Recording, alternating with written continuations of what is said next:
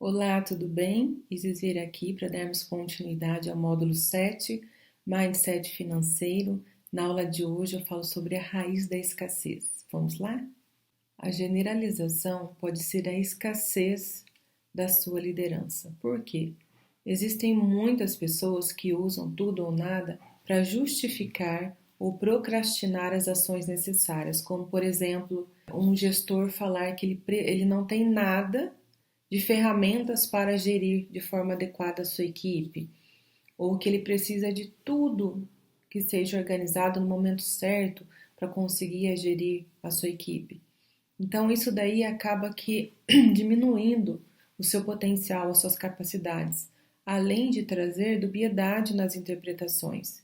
Olha como esses exemplos de palavras totalizantes como sempre, tudo, nada, todos, ninguém, jamais, ou palavras de sentido coletivo como população, família, sociedade, elas são armadilhas para as generalizações.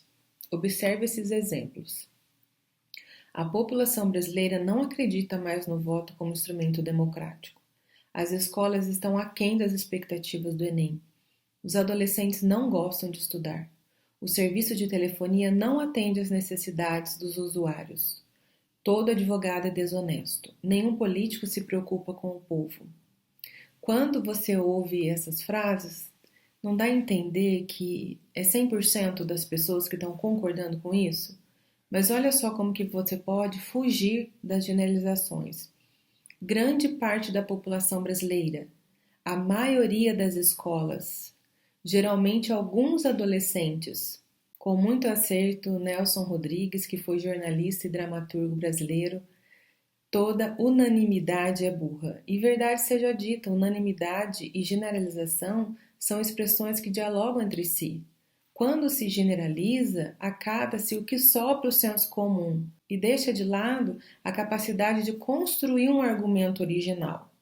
Há generalizações tradicionais que são muito depreciativas, como mulher só pensa em dinheiro, bandido bom é bandido morto, todo PM é corrupto. Isso daqui é melhor evitar. Você é a média das 5 pessoas com quem mais convive.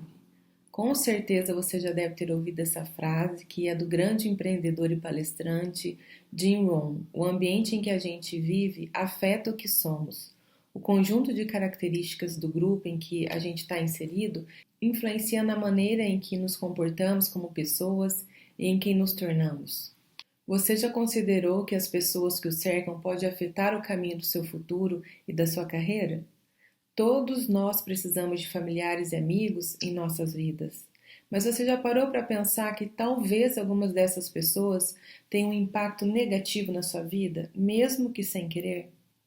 Nossa vida social tem grande relação com os resultados que a gente alcança, principalmente na concretização ou não dos nossos sonhos e metas. Cercar-se de pessoas saudáveis, inteligentes e interessantes provavelmente o tornará como eles. E o oposto também é válido. Você deve se afastar de pessoas negativas que não estejam alinhadas com seu propósito de vida. E cerque-se de pessoas que se preocupam em como podem ajudar, ao invés de pessoas que não passam de apagadores de sonhos. Mas olha, preste bem atenção. Eu não estou dizendo que você deve abandonar familiares e amigos. Mas fique alerta e consciente. Gerencie o seu tempo com essas pessoas. Deixe os conselhos para quem está na mesma sintonia que você, ou que esteja colhendo os frutos que você tanto deseja. Você tem o poder de controlar quem você se torna, não só através do seu próprio desenvolvimento pessoal, mas ao escolher com quem você passa mais tempo. O seu círculo de amizades é formado por pessoas negativas, quebradas ou preguiçosas?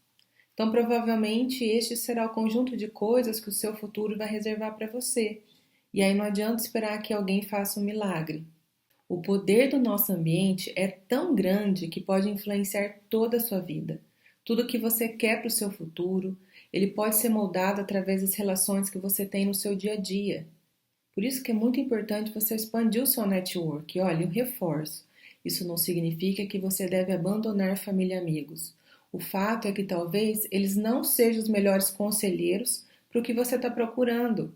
Por isso é importante estar rodeado de pessoas que estão em sintonia com seus objetivos. Aqui eu também trago uma observação dentro da minha experiência profissional. Quando o gestor vai subindo de posto, ele tem muita dificuldade em aceitar os benefícios que lhe é concedido, como poder, como financeiro, porque ele está tão acostumado a ficar no nível de baixo que ele precisa de um momento para que essa transição aconteça de forma saudável e reprograme o seu modelo mental de prosperidade, para que ele consiga exercer a liderança, delegar da forma correta. Então, é muito importante você se atentar no seu modelo mental.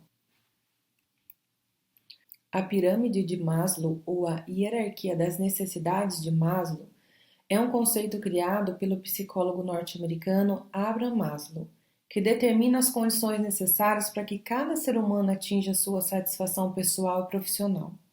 De acordo com a ideia de Maslow, os seres humanos vivem para satisfazer as suas necessidades, com o objetivo de conquistar a sonhada autorrealização plena.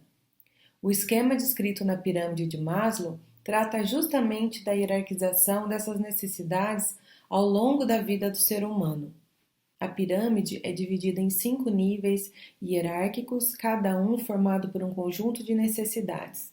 Na base da pirâmide estão os elementos que são considerados primordiais para a sobrevivência de uma pessoa, como a fome, a sede, sexo, respiração. Para progredir na hierarquia, é necessária a conquista das condições elementares da pirâmide, passando para os próximos níveis um a um, até alcançar o topo. Um fato que eu tenho observado durante muitos anos como consultora é que vários profissionais, quando atingem cargos de alta gestão, por exemplo, têm dificuldade de enxergar esse novo panorama porque ainda está lá enraizado nos processos operacionais. Ele não consegue se enxergar nesse novo modelo mental de prosperidade, de liderança, de ser inspiração para outras pessoas. É preciso ajuda, de repente, de um coach para que ele reprograme o seu modelo mental do que é um cargo de liderança. E existem algumas particularidades em relação às etapas da pirâmide que devem ser levadas em consideração. Por exemplo, se esse gestor tem muita necessidade fisiológica. Ela é a base da pirâmide, onde estão as necessidades básicas de qualquer ser humano, como a fome, a sede, a respiração, a excreção, o abrigo e o sexo, por exemplo. É preciso entender cada etapa da pirâmide e ir reprogramando o seu modelo mental. Olha, uma etapa deve ser saciada, pelo menos em parte, para que você passe para o próximo nível da hierarquia. As necessidades da autorrealização nunca são saciadas. Sempre que uma necessidade se sacia, surgem novas ânsias e objetivos.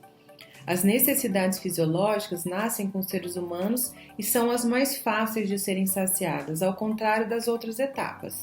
Quando se conquista determinados elementos de um grupo de necessidades, o indivíduo sempre se motiva em conseguir atingir mais objetivos. As necessidades insatisfeitas, ou seja, que não conseguirem ser cumpridas, elas implicam reações negativas no comportamento do indivíduo, como frustrações, medos, angústias, inseguranças. Maslow ainda identificou que após a construção do esquema da pirâmide, outras 2 necessidades do indivíduo que se considera autorrealizado que foram classificadas como cognitivas. Uma delas é a necessidade de conhecer e compreender o mundo à sua volta, como a natureza, a sociedade e o universo funcionam, por exemplo. A outra característica chama-se necessidade de satisfação estética, que significa a procura pela perfeição, a simetria, a arte e a beleza em geral. Esse exemplo está relacionado com a exigência do ser humano em estar, por norma, sempre dentro do padrão de beleza vigente na sociedade. Que curioso, né? Eu espero que você tenha aproveitado essa aula. A gente se vê na próxima.